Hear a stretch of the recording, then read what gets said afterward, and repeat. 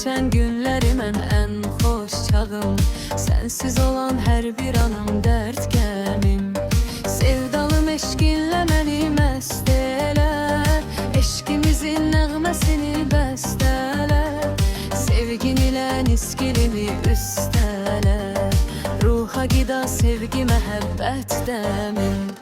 Həsrətini çox belə çəkmiş canım, yoxluğuna köklənib hər bir anım.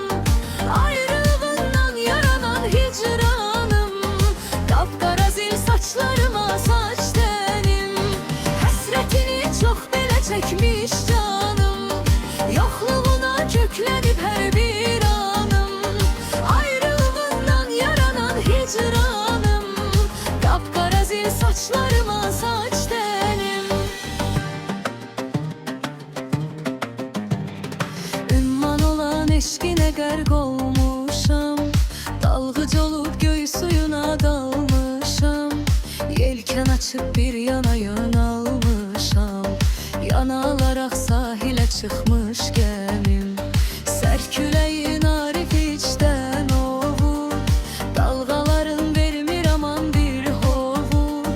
Sənlik olan sevgimi məndən qovur, söz tufanın vəslimə olmuş qənim.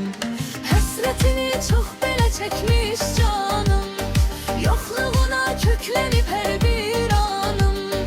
Ayrılığından yaranan hicranım, qapqara zil saçlarıma saç tənim. Həsrətini çox belə çəkmiş canım,